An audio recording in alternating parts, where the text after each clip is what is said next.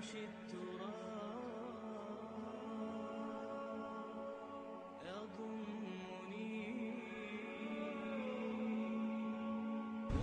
الله الرحمن الرحيم. ألهاكم التكاثر حتى زرتم المقابر كلا سوف تعلمون ثم كلا سوف تعلمون كلا لو تعلمون علم اليقين لترون الجحيم ثم لترونها عين اليقين ثم لتسألون يومئذ عن النعيم. This is a Makkan surah, and like many other short surahs, its meaning is profound.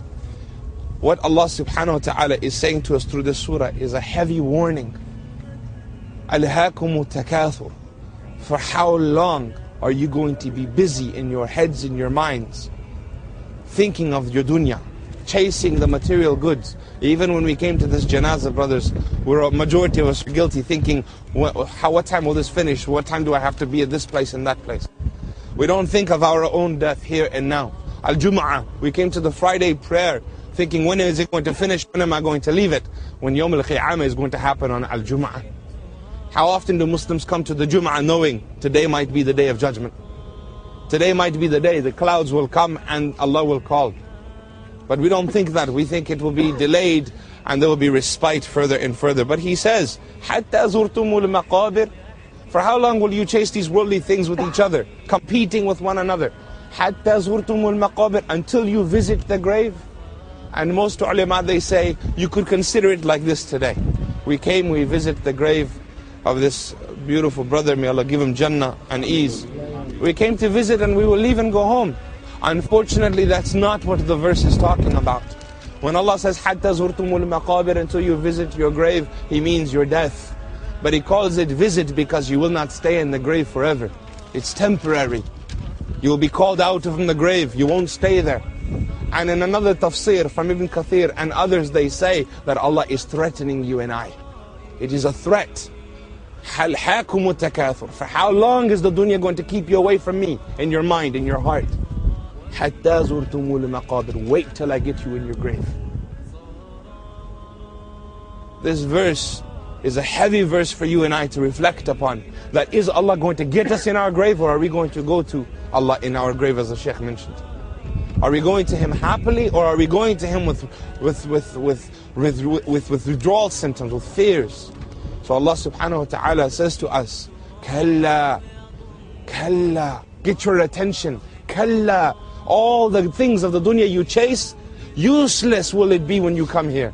It will not benefit you. Don't bring me the good. And remember, this surah, brothers, is speaking about halal things. We're not talking about haram dunya. The surah is talking about halal, chasing, trying to get married, chasing, trying to get a bigger house, chasing, trying to get better dunya, more children, etc. It's talking about halal things. حَتَّى زُرْتُمُ الْمَقَابِرِ. Kalla, useless will those things be. سَوْفَ تَعْلَمُونَ. Don't take my word for it, you'll find out yourself. Don't take my word for it, brothers. That's what Allah is saying. You don't have to believe me, although Allah is al-haq. He speaks truth. But you don't have to believe me, you will know yourself. You will come to know. ثُمَّ كَلَّا. Again, why does Allah repeat Himself? Except that it's crucial. ثُمَّ كَلَّا. No, your dunya is useless. سَوْفَ تَعْلَمُونَ. Again He says, you will know. كَلَّا لَوْ تَعْلَمُونَ الْعِلْمَ الْيَقِينَ. It is something of a knowledge, of a certain knowledge, if only you had it. Brothers, this is the reality. Why do we get distracted even at a janazah? Dunya jokes, dunya comments, I hear them. Even at a janazah. Because we think that man is dead, let's take him, let's go and move on.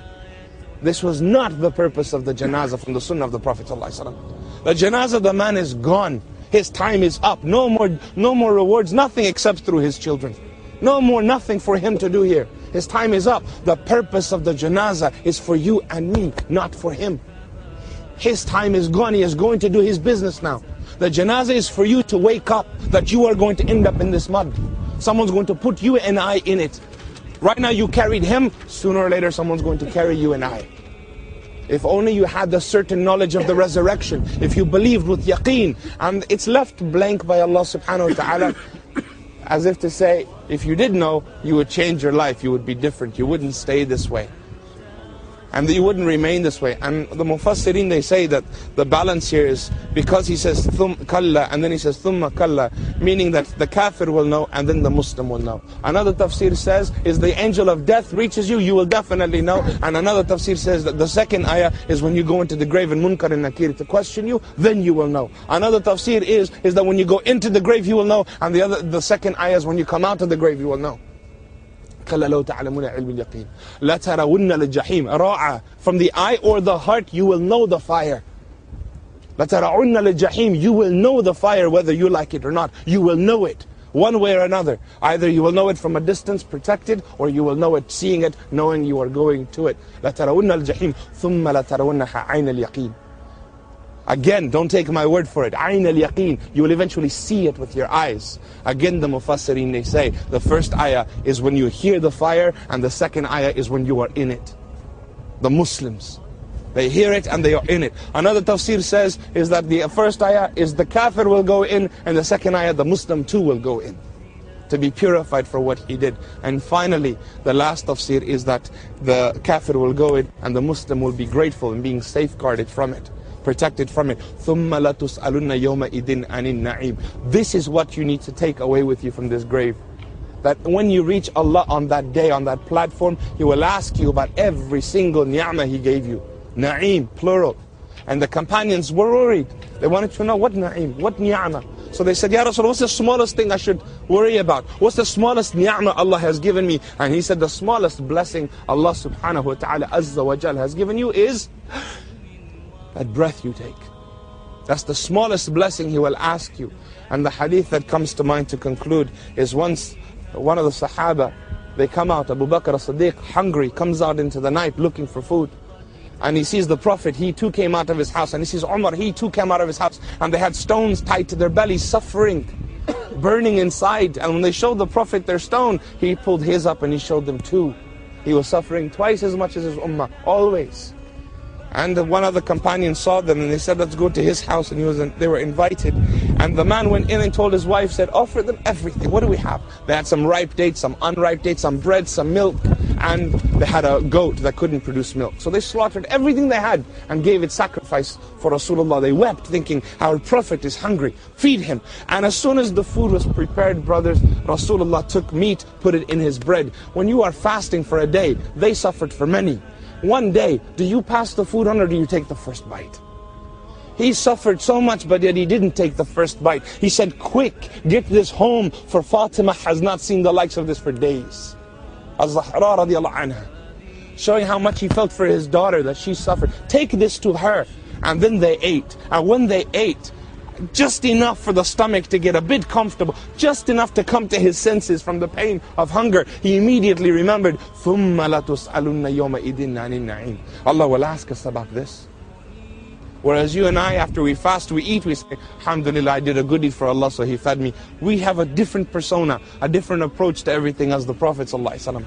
We should try our best. May Allah guide us to His sunnah and make us firm upon His sunnah and protect us from all innovations and all of the bid'ah that man creates. Guide us only to the beauty of His sunnah, inshaAllah. Seek out the religion, brothers. Don't just rely on people like me to come and teach little things. This is not knowledge. Real knowledge is much deeper. You have to believe in yourselves that you too can learn and bring that knowledge and that Jannah to your house. The Prophet ﷺ said, you walk through the gardens of the dunya taking. Take from the gardens of Jannah as well. And they said, where are these gardens? He said, they are the circles of remembrance, where the people gather to remember Allah and they speak about the knowledge. So I encourage you all to attend gatherings and circles. In Hounslow, these brothers have arranged a lecture in Cranford Community College. We've been doing it for the past 7 years, every Friday, 7:30. If you don't know about it, you should attend. Or make your own other circles. But bring yourselves, brothers, to account before account is taken for you. وَآخِرُ دَوَعَنِ الْحَمْدُ لِلَّهِ رَبِّ الْعَالَمِينَ.